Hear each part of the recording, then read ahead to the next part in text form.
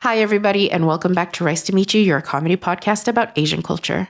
Now, before we start, I just want to take some time to share some feelings about the senseless attack that happened in Atlanta last week. Because even though it happened in the United States and I'm here in Europe, witnessing and experiencing the exponential rise in hate crimes towards the ESEA community over the past year in America and in Europe, and especially the UK where I'm based, has been nothing short of terrifying. And if you, like me, have felt frustrated about what to do, we've collected a few links for you here in the video and also in the description below to resources such as information and support, and also donations that you can make to local communities and national and international organizations who are actively working to combat this. This is our 100th episode, and we don't talk about this in the episode because we pre-recorded it before last week's events. So that's why I wanted to take some time to talk about it with you now. And to our ESEA community in America, we see you, we hear you, and we're with you. And now, on with the show. I'm serious about the whole good with money thing, man. Finding an Asian with bad credit is so difficult. It's like finding a white Uber driver. You know, it's...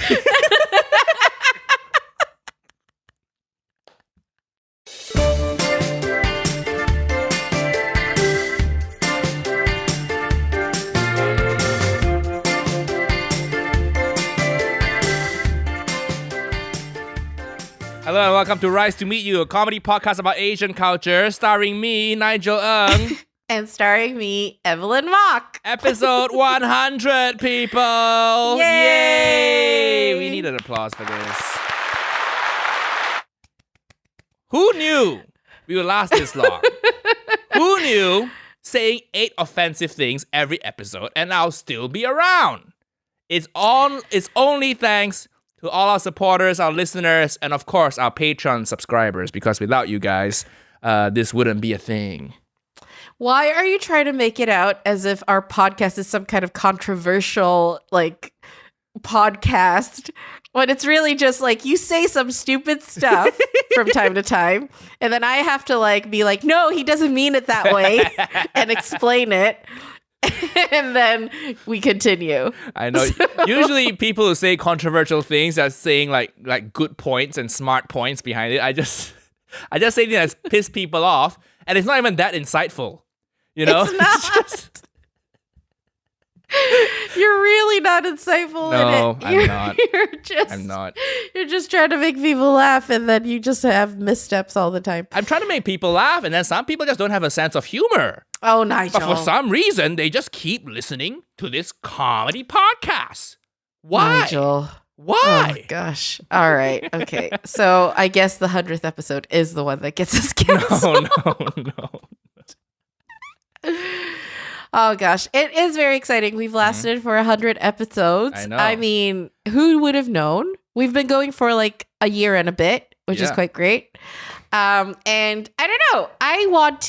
This podcast has given me a lot personally. Like what? It's given me a sense of pride in my Asianness. Yay. That's good. Yay. That's good. Oh, you mean this? Just one time, can I just have a sincere moment without you puncturing it by playing a soundbite where I offend our culture? Please. The floor is yours. With this episode, we are going to talk about what we've learned about ourselves and what we learned about each other. How can you be brave enough to be kind? Oh, Nigel. You know, some people want that on a fridge magnet. Really? They want my quote, brave enough to be kind, on a fridge magnet. Oh, well.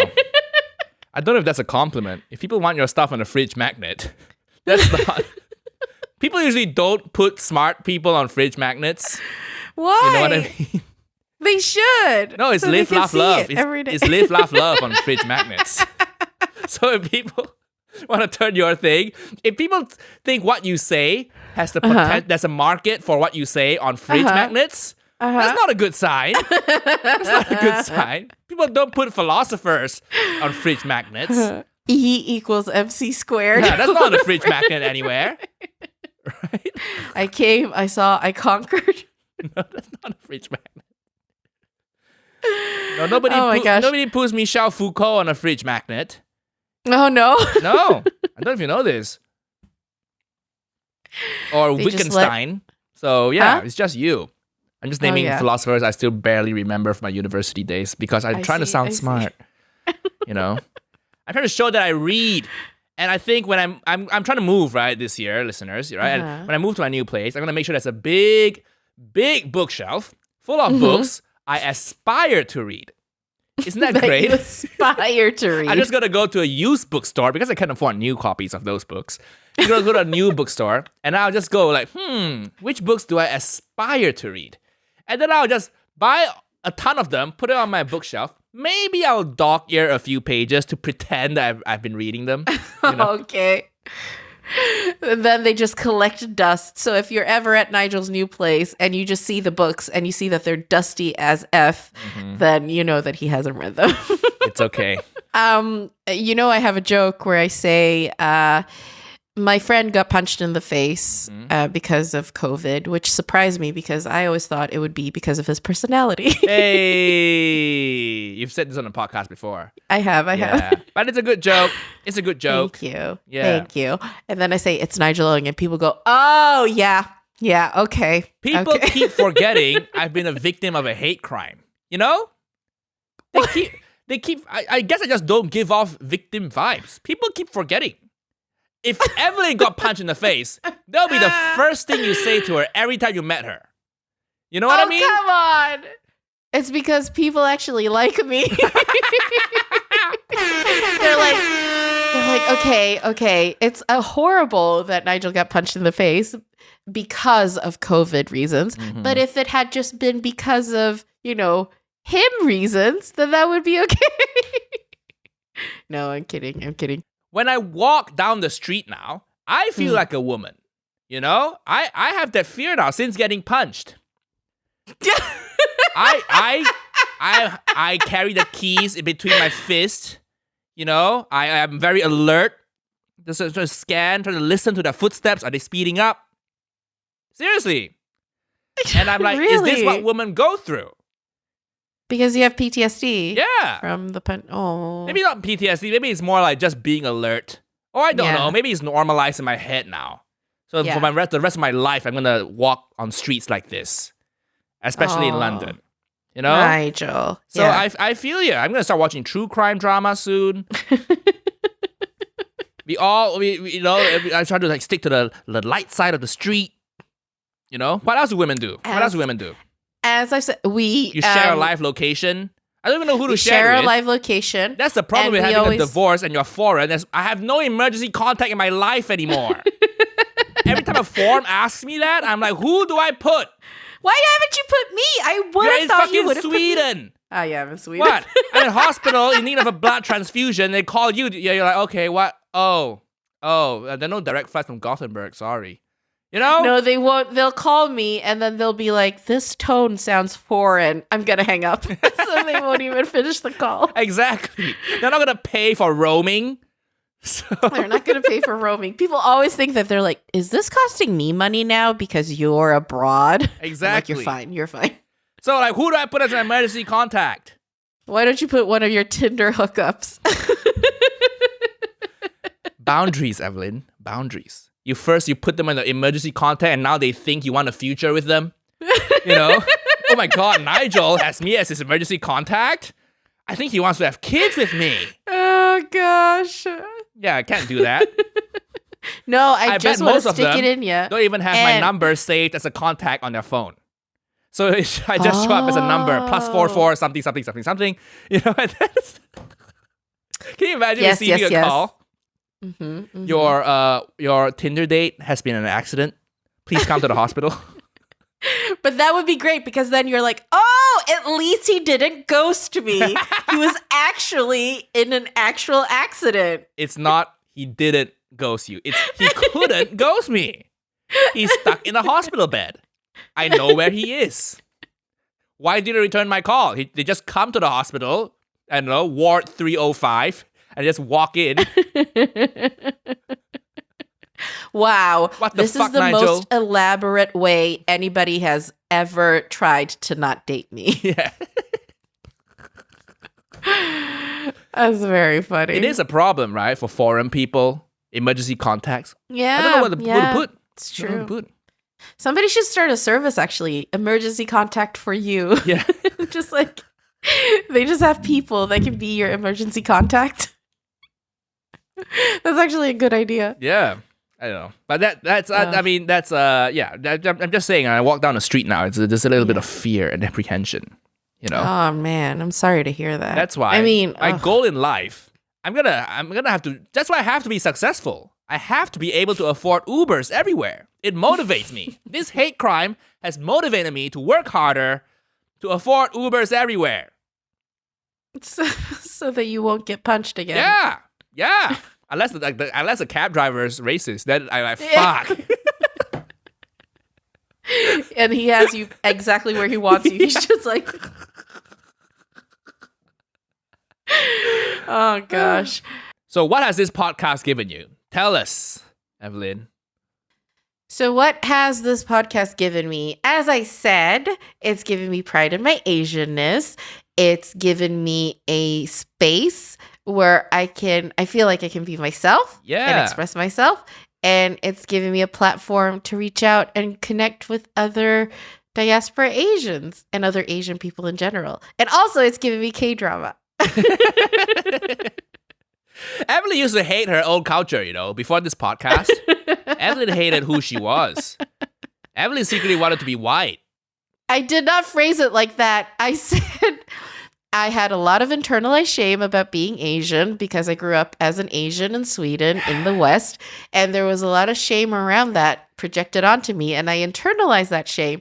And so one of the things is that, I sort of was ashamed of that part of me. And so, I think a lot of immigrant kids relate to this. You grow up and you feel othered, and so you kind of want to be white. And you deny that part of you. You deny your culture. Yeah. I mean, that's just the PC way, the nice way, academic way of saying, I hated myself before this podcast. Okay? And I'm glad I could do that service for you, Evelyn. It's great being Asian. It really is great. Nobody talks about the benefits of being Asian. What are enough. the benefits? I don't know. We are always good with money. You marry an Asian person, they'll be good at money. You don't even have to check a credit score. It's good. It's good. You don't even have to check. You don't have to go to Credit Karma or whatever. You want to get married, have a mortgage with her? No problem. You don't even have to check. They'll have a decent job. I ask what they do. It's always some nice, cool, white-collar job that I don't even understand. Yeah. A project manager of something. And it's like, great, done. So if you want a stable, you want to start a relationship with someone, pick an Asian. You don't even have to check the credit score. They usually have a great relationship with their parents. You know? Yeah. Right? Yeah. Even though there might be some emotional things that they've suppressed and stuff and maybe comes out later. Suppression. But they usually have a good relationship with their parents. Yeah, yes. suppression's fine. Don't worry about that. It's really funny, actually, because I was talking to someone and I was talking about my relationship with my parents. And then, when we talked again a bit later, he was like, so how's your relationship with your parents? Are you still, not good? And I was like, I never said that I didn't have a good relationship with my parents. I have a great relationship with my parents. But there are some things that are just, that I have to work through. But it's just... I'm just Asian. That's just how my relationship with my parents is. It can be a bit emotionally, tousled or emotionally chaotic, but I have a great relationship with my parents. Yeah. I think that should be the norm. Yeah. Your parents shouldn't be proud of everything you do. They're not idiots. You want your parents to be stupid? If you're proud of everything your kid does, not everything your kid does is great. So if your parents, if your mom or dad is part of everything you do, they are idiots. You mean blind support? Yeah. They should not just give they're blind support. stupid. They should be shitting on your stupid dreams if you're shit at something, Your stupid dreams. Yeah. That gives you the motivation to work harder and prove them wrong. But I think your parents should shit on you a little bit. I think that should be the norm here. Enough with the unconditional love and support. That has never done anyone any good. I think it has, though. No. I think you need a little bit of resistance to create great art. You need to, definitely. You need to make your kids realistic about their abilities. If you're a listener and you're a parent, don't be a dumb parent, okay? Shit on your kids' dreams. A little bit. A little bit. Yeah. I mean, make them feel realistic, because I've always thought I'll support my kids in anything as long as they're good at it. Because if they're not good at it, I cannot support them because they will be wasting their lives. But if they are good at something, I will support them. That's reasonable. No matter like what. That. I like that. What other benefits? Well, so I hope they'll be good at being a doctor. I'm serious about the whole good with money thing, man. Finding an Asian with bad credit is so difficult. It's like finding a white Uber driver. It's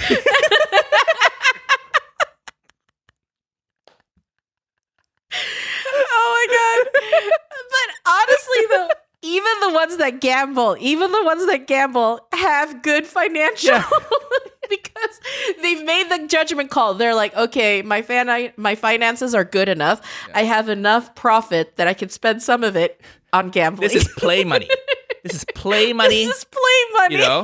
And they all seem to know about Bitcoin for some reason. Every Asian friend I know is in they know about the crypto world. Yeah. They're investors, all of them. Oh my god. Yeah, so it's so funny. It's a great benefit. Yeah. We usually don't have food allergies. We eat anything. And we love food. We have a passion for food. And even if we do, we fight through it. Yeah. We're not pussies. We fight through it. Why would you not date an Asian? I'm thinking about it now. Like, wow. Why would you not date an Asian? You want to date a vegan person who has no money? Oh my god. Really? You want that as your future life partner? A vegan who's in debt? Who doesn't talk to their mom anymore because that's a complicated thing? It's so true. I had to make sure whenever I talk to an Asian, I'm like, oh yeah, you eat meat. You eat meat. Yeah. But then whenever I talk to a white dude, I'm like, do you eat meat? I have to ask. I'm like, I have to be sure that you eat meat because I can't mess with vegetarians. That's my one prejudice and one thing that I probably won't change. It's a deal breaker. I just can't mess with vegetarians and vegans. Yeah. They just have no joy in their lives, man. I get they're doing something nice, but I don't want to hang out with you. It's not that they don't have any joy in their life, but they don't. I heard a joke from Tom Papa. He's an American comedian. Uh-huh. He said, you haven't been to a vegan restaurant? How depressing is that? Because you want to celebrate something, you go to a steakhouse. People are drinking, they're smashing the table, they're laughing, ha ha ha, close this deal, everything, right? You go to a vegan restaurant, nobody's laughing. Right? Remember the vegan restaurant we went to in Gothenburg? Yeah. Remember that? Nobody was even talking. Nobody was talking. Oh my god, but this is so awful though, because we went to this vegan restaurant. It was an Indonesian restaurant recommended by a friend, and it smelled amazing. But as soon as we walk in there, and Nigel realized it was vegan, he was like, something was off. The moment I don't want to eat here. I sensed something was off because it was eerily quiet. This is not the vibe of a restaurant. Oh my god. We skipped that vegan place. Where did we go? That Polish meat place? Did you feel the ambiance, the joy that just large pints of beer and people are talking and chatting and laughing, right? Yeah, right? We went to a schnitzel place. Yes. Did you feel the difference in the atmosphere? It was really noisy. Oh, that's so funny. And then you ask me, why don't you eat at vegan restaurants? Like that's fucking why. It's like eating at the library. And the thing is, it's not because vegans, I personally don't think that vegans are joyless, but I believe that if they are in my life will become a bit more joyless. Yes. Because I cannot eat what I want to eat. Yes, exactly. Oh, it's always like that. I believe they're joyless too. You know. Have you seen a vegan's Instagram? Oh my god. No. It's never fun things. It's never fun things. What have they posted? I don't know about how animals deserve to be treated like humans. I don't want to see that. I'm enjoying my crispy pork. Which, by the way, I have a whole duck sitting on my stove being dried right now because it's Mother's Day today in the UK. I don't have a mother in the UK, and we don't celebrate Mother's Day today in Malaysia either. But Liz, who runs Maymay, she sent me a whole like Mother's Day package where she just sends it. She sells them, right? And you cook it at your home, and she just sent me the whole duck. I'm gonna show it on camera. Yeah. Show it! Yeah. Oh my god, show us! Yes, can you even see it? Oh my god! I can't hear you, Evelyn, but Ooh, yeah, this is the it's duck. really dry. That's gonna be really headphones. crispy, Nigel. If you make it work, Yeah. Nigel, if you succeed, that duck's gonna get so crispy. Really? Yeah, So this is what it it's looks super like. dry. Well, I've been drying it for 6 hours now. So Wow, it's really dry. That looks amazing. yeah, Oh, edit this to Nigel. make it look nice. I hope so bad that you don't fuck this up. Well, it depends how good the instructions are, I guess. I mean, that duck is ready to get roasted. It looks amazing. It'll get so crispy. Great, I'm excited. Let me put this back because I don't want it to fall to the floor as I'm podcasting. How sad would it be? They have to grab it up from the floor. The whole duck up. That's the saddest. That's always my saddest moments in life. Whenever I've bought something and I'm so excited to eat it, and then I take one bite and then I drop it. Like, it's the saddest thing. It's the saddest thing that ever happens in my life. So let me put this back to safety so we avoid that happening. Put it back. Yeah, so I can't wait. Can't wait to make the duck. And if you see me posting it, I really hope I don't fuck it up either. I hope it turns out well. So if you see me posting an Insta story with a duck tonight, that means I did well. If you don't see an Insta story with a duck, that means I fucked it up. And it doesn't look good on camera. It'll look so bad. Shout out to it's Liz, Elizabeth from Maymay, aka Auntie Liz, because she's done a few Uncle Roger videos with me. Auntie Shout out to her. So go Liz. follow Maymay London on Instagram, MBI London on Instagram. They make really good food, and they're still open for takeaway now, even in lockdown. Yes, Borough they Market. do really nice food. Have you I ever really been? wanna- You haven't even been. I see the photos and I really want to go. And she keeps inviting me, and I keep not being in London. But I will come. So, Nigel, what has the podcast given you? Well, in response to what the podcast has given you, I've always been very comfortable with my own culture, and I like my own culture. And as you can tell, even before you met me, my comedy is like I put Asian as the center perspective, So I never had those problems. But what it's given me is I really think I'm a better comedian now after starting the podcast, because every week we are forced to be funny for an hour and a half, and I'm trying to everything we talk about, and it doesn't always work. Sometimes the jokes aren't funny, or the jokes are just offensive, But I feel like every time we talk, my brain is just worrying and trying to find angles for funny things to say and sound effects or whatever. Sound effects, if I can't think of anything funny, then I play. Such a good crutch, isn't it? So you make me be funny for you. No, I'm kidding. Yeah, well, if I can't think of anything funny, let's just play the sound of Evelyn being racist. That's my game plan for the podcast. Some might argue that that's a faulty game plan. Evelyn's so likable, she can be racist and nobody cancels her. But I say, oh, Chinese takeaway food is shit, and people come at me. Wow. I mean, can you listen to what you're saying? Listen, if your parents made good food, it would be a Chinese restaurant, not a takeaway. Nigel, please. I mean, why do you keep bringing it up? Please, just. Okay. I will say, though, You are very right. Like I will say that as much as the podcast has given me the platform to be more of myself, it's given you the platform to be very, very funny. And you always do make that effort because I feel like you definitely bring it every podcast, and you will make sure that there are laughs in between my self-indulgent, serious mental health, psychology therapist talks. Your personal journal. My personal journal. Dear diary. Oh. Today, my therapist had a Zoom call with me and she had a dog on. I feel this is progress. Literally what you said last week. Literally what you said last week. I did say that last week. But yeah, it is true though. Like you are so, you bring it every episode and that's really great.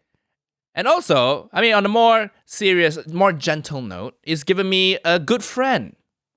You know? Aww. Yeah, our editor, Yang. That's... I knew you were gonna do that. I knew you were gonna do that.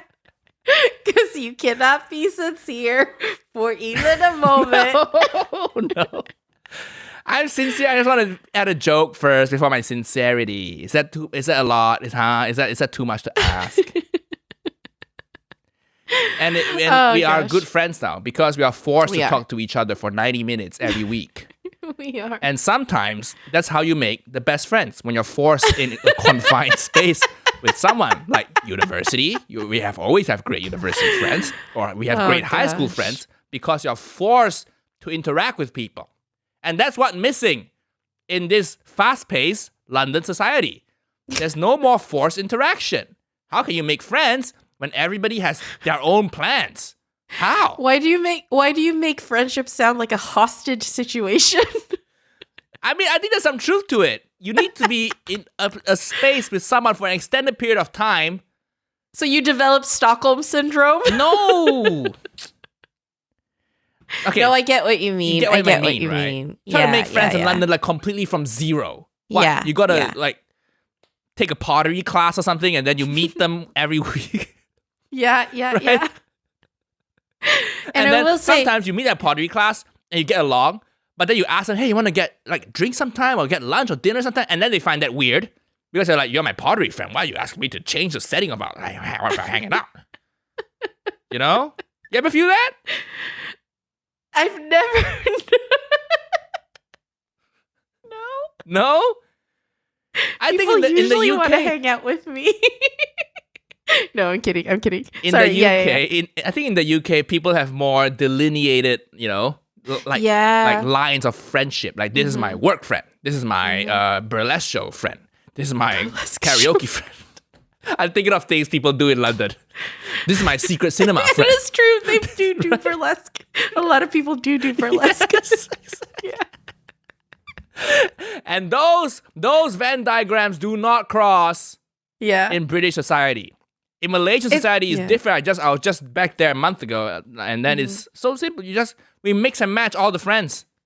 You're right, Nigel. I feel like it's really tough to connect with British people. Like, I find it so tough. It's like just finding, like here in Sweden, I can kind of mix my friend groups. And if I introduce a new person to my friend group, they're like, oh, hey, who are you? What do you do? And then they probably become friends independent of me as well, which is great. But in London, it's like, I have found it so hard to connect with people because I feel like everybody's just like shut down, or they just have like a pleasant facade.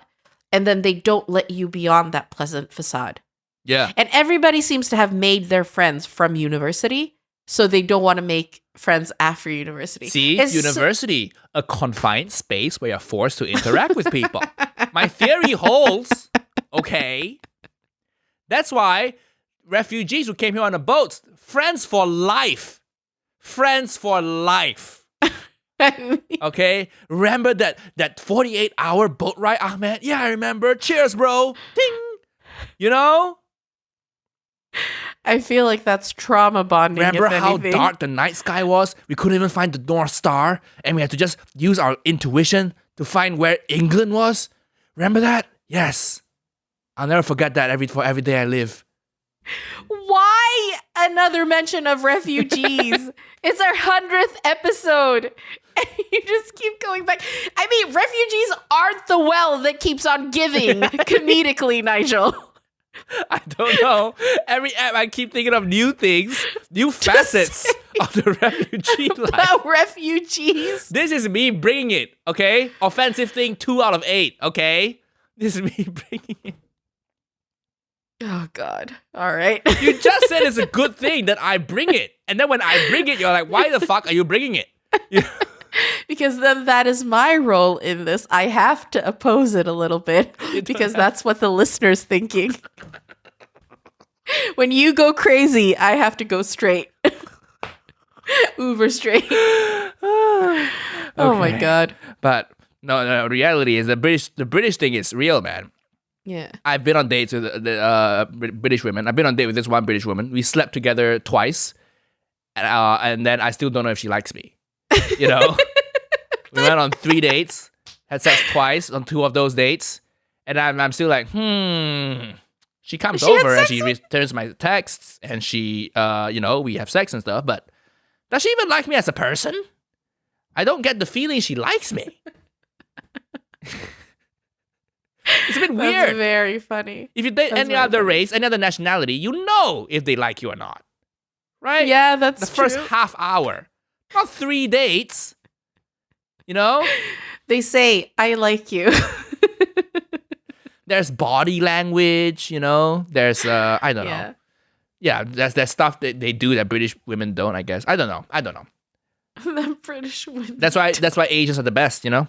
We're back to why Asians are the best, the superior race. Yeah, they're like, I like you. I don't like you. Yeah. Go away. I don't like you.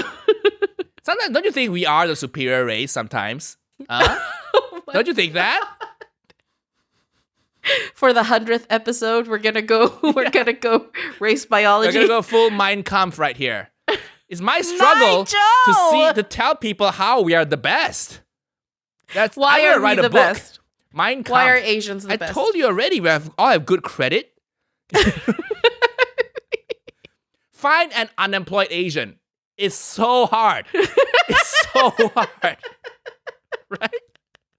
Think of one Asian fan unemployed. If they are unemployed, they will go and start a takeaway. No. If they're not working, it's because they're on leave. They're waiting for the next higher paying job to start. Seriously. You mean white collar Asians? Yeah. I mean, what other Asians are you talking about? That's the only circle of Asians I hang out with. Maybe I'm biased. Yeah, it's very evident. It's very evident that that's the only circle of Asian you hang out with because of what you've said on the podcast previously. What? What did I say on the podcast? That Chinese takeaway food is shit? What? By the way, I always get like, I still get, the occasional tag of like, oh, Uncle Roger's offensive to Asian people. And then they tag me. And then I look at their page. It's 100 followers. I'm like, oh, can I be canceled by someone with a following? But you're coming at me with 100. So I'm like, let's save each other time because nobody's reading your articles. Let's just save both of us some time. Okay? And don't tag me on Insta story unless you have a following. But it wasn't even, I know who you're talking about because they tagged me as well.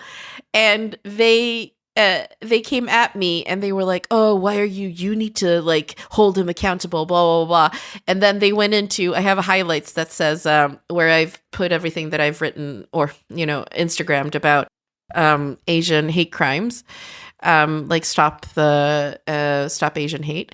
And so they went through that and were really awful in that, like wrote really horrible comments about that. And then also when I posted about you getting punched, it was vitriol against you when you were the victim of a hate crime. Yeah. And so I was like, and then I went and visited their profile, and in their profile bio, it just said, be kind and spread positivity. And I was like, this is hilarious. It's just like these sock puppet accounts of these trolls who are doing this and trying to intimidate and bully us into some kind of reaction. Yeah, but the thing is, when we react, we're not going to name names because it's only going to help them, you know? So if you want to have a conversation, try to get to like maybe, I don't know, 50,000 followers first, then I'll entertain you. Because if I interact with you, then you are getting all the benefit. So why would I ever interact with you? Okay. And that's why I think that's what they're hoping as well. That, exactly. They're using me for clout, you know? And also, when it comes to Uncle Roger, there hasn't been a time in history I've seen where so many white people are buying walks. So thank you, Asian race. That's my contribution to the world. Okay? That's how I'm uplifting our culture. Seriously, I haven't seen this many white people buying rice cookers and wok at MSG. You know, say what you want. How do you know? Say do what you want. The companies come in to report that sales to you? They're like, hey, Uncle Roger. I get tagged in their Insta stories and I see their profiles. I'm like, this white person has never bought MSG before. They probably never even set foot in a Chinese grocery store before. But because of Uncle Roger, now I've opened their eyes to this wonderful world of Asian cooking. And say what you want about Psycho Swedish bitch. She actually bought MSG. Okay? This peanut allergy having almost vegan person who only eats moose, you know? That's the only meat she eats. Only eats moose and beef. Yeah. What? That's the only meat she likes eating. So I dodged a bullet there, by the way. But yeah, she bought MSG. So if I can make this crazy psycho Swedish woman buy MSG from my videos, you know, I'm like the white knight of our race. Oh my God. Oh my God. Yeah, all right. Okay. I was with you until it went that way. Oh gosh. But I was going to say like the Instagram thing, like you were saying like article. It wasn't even an article, Nigel. It was just an Instagram post. Oh, really? It wasn't even an article. Work harder. If you want to cancel me, work harder. Okay? Don't say I don't give you chances. I'm telling you how to cancel me. You just have to get to 50,000, 100,000 subscribers maybe, and then you can try to cancel me, you know? Why are you challenging people to cancel you? It's fun. It's seeing them get all riled up. Oh God. You haven't gotten canceled yet, so you still have that anxiety of cancellation. I don't want to get canceled. You won't. Relax. That's why we rely on our Patreon donations, you know? Nigel. Listeners, if you're enjoying the podcast so far, consider joining our Patreon at patreon.com/rice-to-meet-you-pod to support the podcast and keep us going. Yes, and you will also get access to some bonus stuff. Currently, the bonus material is my K-drama podcast, where I gossip about K-drama and Lee Dong-wook mostly and how hot he is. Yeah. Yeah, and in the future, there'll be more bonus stuff. And we have a whole backlog of content that we already made for Patreon, right? So it's like for as little as $5 a month, you get access to a backlog of content and the Discord and the K-drama stuff. Loads of goodies for you. And you get to support the podcast. Yeah. And as Nigel said, we have a Discord with Patreon exclusive channels. So yeah, you get access to that. And basically support us. Keep us free to say whatever you want without being canceled. Okay, no, that's not the purpose. Okay, Nigel, just go to patreon.com/rice-to-meet-you-pod. Thank you. But yeah, what else have I gotten from the podcast? I've learned a lot. I've learned a lot about how to, I've learned a lot of like good, what they call it, emotional intelligence stuff, some good EQ stuff from Evelyn. Because, I'm a very harsh person, very rational, very logical, very... I'll text you with a full stop at the end of my text, that kind of person, So talking to Evelyn, she's more like soft and wavy and just kind of empathetic. And, you don't go, you go, I see where you're coming from. But I also get why they're upset. You get that very, I don't know, that kind of like very nice, very friendly vibe when you have a disagreement with someone, and that's something I need to learn, and I think I'm doing better at it now, slightly better. Did you see me improving? Yes, I do. When we talk to each other, I feel like sometimes you feel, because we just talked about this before as well, where I feel like you are afraid that you're going to hurt my feelings, which is good, but also that's not what I need from you because you are my friend who is going to be, you're the honest friend. You're like my friend who is the honest one who will tell me the harsh truth no matter what, even if it's like, even if I'll get a bit like, oh my God, that hurt. But I know that you do that because you don't want to see me be, disappointed or led down somewhere, or you feel like I need to hear this truth. So that's really good. Yeah, I have seen it's good, but also I say it and then you don't do anything to change it. So it's like yeah. Another harsh truth. Yes. Another harsh truth. I mean, I have changed. I have changed a little. Yeah. Right? I think so. Or but sometimes I think the change has to come from things you want to change, So I'm happy to say the harsh truth, but sometimes it needs to come from you too. Yeah. Yeah. Definitely. But I will say you have improved in that, but it's still like, it's so funny because sometimes when I talk to you, you're so rational. And it's like, because sometimes you're like, I'm just going to show this person the proof. Like, I said this and they said this. And so blah, blah, blah. A plus B equals C. That's the thing. And I'm like, well, sometimes when you deal with people, it's not A plus B equals C. It's that, A happened and then B happened. And sure, C is the outcome. However, when A happened for that person, they were in their head at D. And so it's D plus B equals, and they want E. And so you just have to give them E. And you're not the first guy. I don't know. I think this might be like, it is a Nigel thing, but then I think it's also a guy thing a little bit. And also maybe an Asian thing. But like, because I was talking to another person who said the same thing, was like, oh, but I did this. This is my thing. This is for me.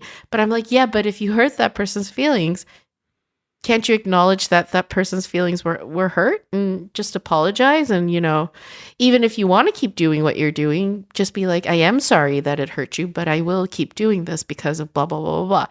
And so it's like, it's just, that's actually a very good line I'm going to steal now. I'm sorry I hurt your feelings, but I'm going to keep on doing what I'm doing. Fuck you. Is that what you're saying? I mean, everything except the fuck you part, but yes. Doesn't that just piss them off more? I'm really sorry, but I don't care. That's essentially what you're saying, right? I'm really sorry, but I don't care. I'm going to keep on doing what I'm doing. Why do men have this thing? Why? Well, it's not a man thing. It's me trying to interpret your cryptic messages thing. Cryptic messages thing.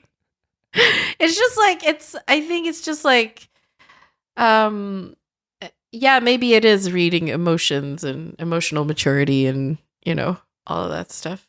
But for me, it's just like, oh, I just try to see how it is from the other person's perspective. Oh, I never ever want to do that. No. Yeah, I know. Yeah.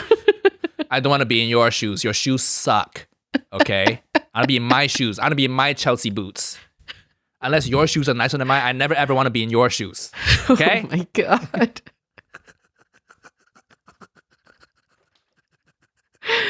It's so interesting because I've recently started thinking about it, and I'm like, it's not a person who is, unless they're a psychopath or something, but it's not the person who is awful. It's the behavior that is awful, and then there are a number of reasons why that person, exhibited that behavior at that point.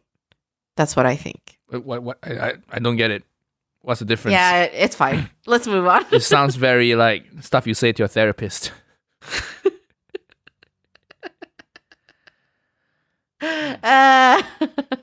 Well, another thing I've learned is that maybe the diaspora stuff, because the Asian diaspora stuff, because I grew up as an Asian in Asia, so I don't really know that many Asian immigrants and Asians who live in the West. So that's new to me, and it shows that all Asian people are different. And yeah, it's fascinating. I know we've stopped doing guests for a while, but I'm hoping that will change when the pandemic lets up a bit and I rent a new place with a bigger studio and I get like multiple cameras set up. Yeah, we plan to do that. It won't be the mainstay of the podcast. The mainstay of the podcast is us. We star in it, but occasionally we'll let someone enjoy the glory as well. So we star in it. Yeah. Okay. Every now and then, when you feel generous and kind, we'll get a guest on. And yeah, I learned a lot about the foreign Asian experience. And I learned that it's not an experience I want. So it's good. Oh my God. I learned that I want my kids to grow up in Asia. You know?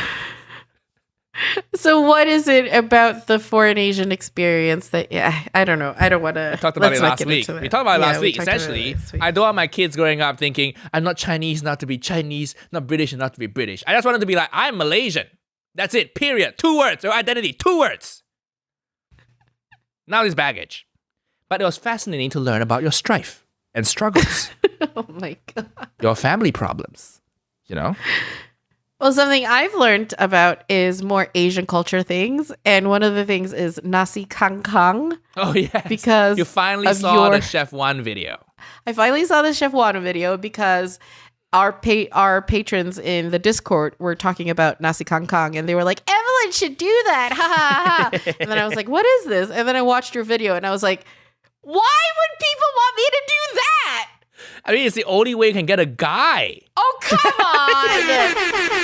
Oh. All right, So, for the listeners who don't know, nasi kangkang Yeah. is like this Malaysian black magic stuff, superstitious stuff, you know? So somebody will make rice, and then as the rice is heating up, as the rice is being made, the woman would squat over the rice so the steam hits her vagina and then drips back in the rice and all her juices go, you know, it's gross, Malay black magic stuff.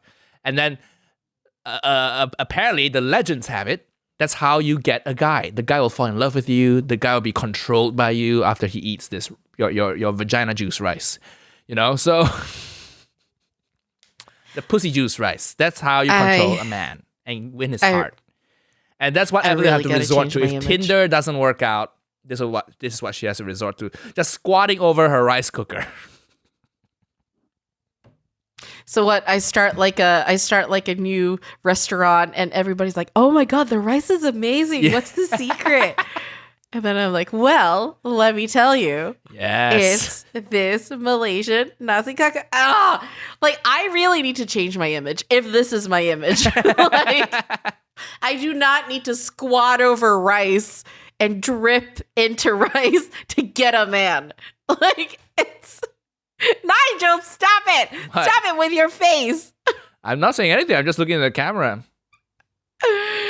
Oh God! Keep thinking that. Just keep thinking that. I get approached all the time. Actually, When was the last time? Tell me. okay, yeah, I What, couldn't even be serious about that. Getting a text from the NHS because your vaccine's ready. That's not some guy just approaching you. It's like, oh my God, I keep getting texts from the National Health Service. They just want to see me so bad. They keep telling me my vaccine's ready. Oh my God, so needy, this guy. Just keep going on about how the vaccine's ready. Please come collect it. Please.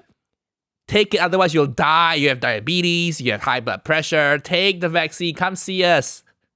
I actually did get a reminder to schedule my vaccine appointment. I had to ghost the NHS because they're just so needy and like, I think they're getting attached to me. Oh gosh. Yeah, okay, it's true. I need to work on some stuff, but I'm not gonna. I do not need crystals, and I do not need like pussy rice to get a guy. You're gonna prove us wrong. A lovely personality and an incredible wit and great stories. Yeah. You're gonna prove us all wrong, Evelyn. Maybe by episode 200. Hopefully by episode 200. That's 2 years from now. Fuck. That's 2 years. Oh my God. Episode 200. Oh dear. You ever imagine when we started the first episode that 100 episodes later you'll still be single? Have you ever thought about that?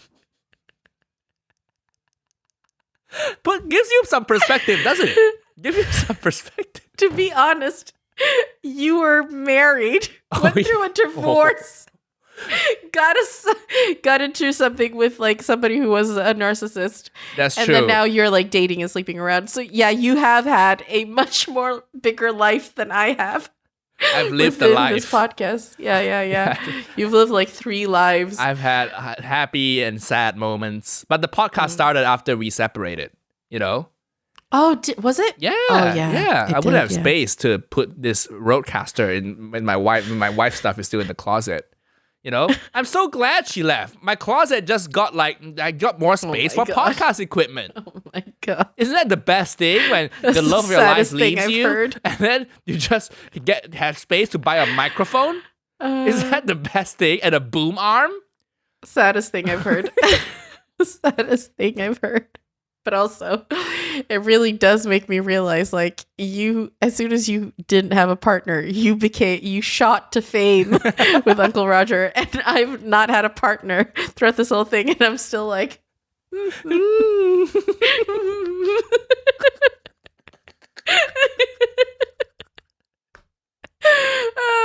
because you weren't trying to bury the pain with work. Yeah, so maybe that's healthier.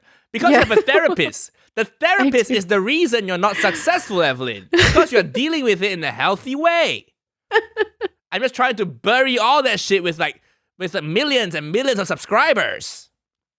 It is kind of crappy because it makes it so, my therapy makes it so that I am aware of when I've met somebody who hasn't dealt with their issues. And so it's like, that's everybody. I'm really attracted. It's everybody.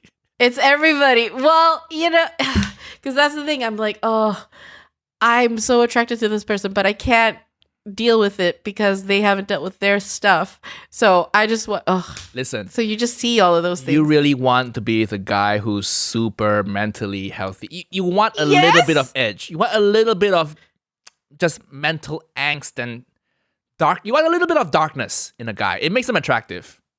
A little bit. Of course, but that darkness needs to have been dealt with and can get laughed at. No. It still needs to be there. It's still lingering. It needs to be, and you see glimpses of it. You know, sometimes the food comes too late and he just smashes the table. And you're like, whoa, what the fuck is that? That's the glimpse. I don't want that. The glimpse, and then it just disappears. And he's like, so how's your day? You know, that's the glimpse. You don't want a guy who's completely mentally just healthy and dealt with everything, and you have an argument and he sits down with you and be like, I see where you're coming from. Let's talk about this.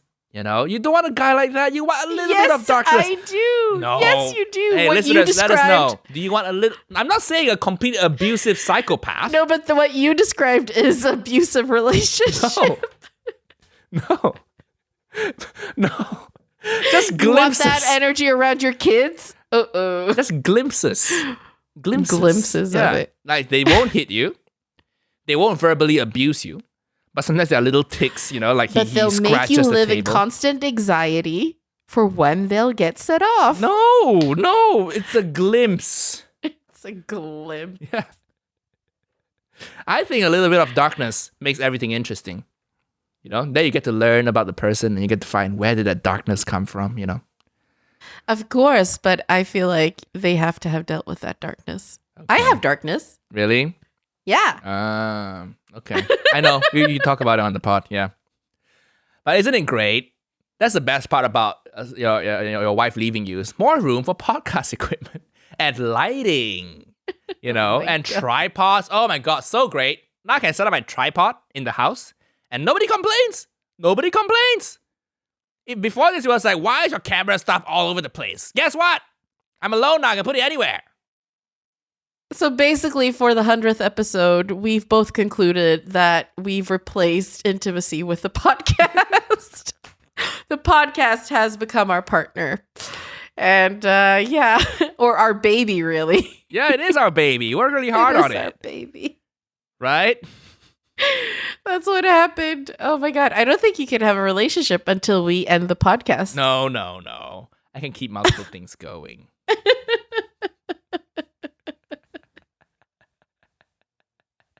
People always see the bad parts about your wife leaving you. But I'm always a proponent of just look on the bright side.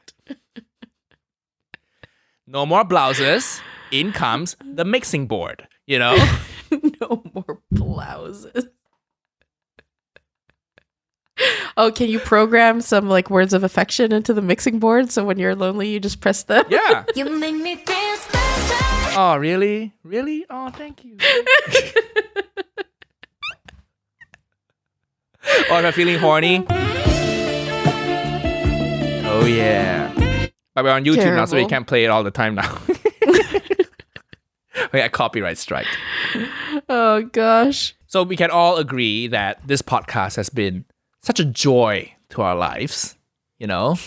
And I just want to say to our listeners, thank you for being there. Especially if you've been with us since the first episode. We have a few people who've been with us since the first episode. Thank you. Really? Thank you so much. Yeah, we have a Thank few. you. Yeah, and you've been with us. You see how we evolve on the mic. You know, like podcasting itself is a skill. And I think we've gotten better at it. You've seen how we've gone from an interview podcast to a talent-led podcast. You know, and you've seen how we've grown as people. You've seen our joys, our fears, our losses. You know, and then yeah, thank you. Thank you so much. And also thank you for sticking with us. And I would love to hear what the podcast has meant for you guys. You do send us messages and DMs, and I am sometimes get swamped a bit with them. So I do my best though to work myself through all of them. But yeah, let us know what the podcast has meant for you, because that would be great. Here's to the next 100 episodes. Will Evelyn dear. still be single at episode 200? Stick around, and we'll find out in 2 years. I will not.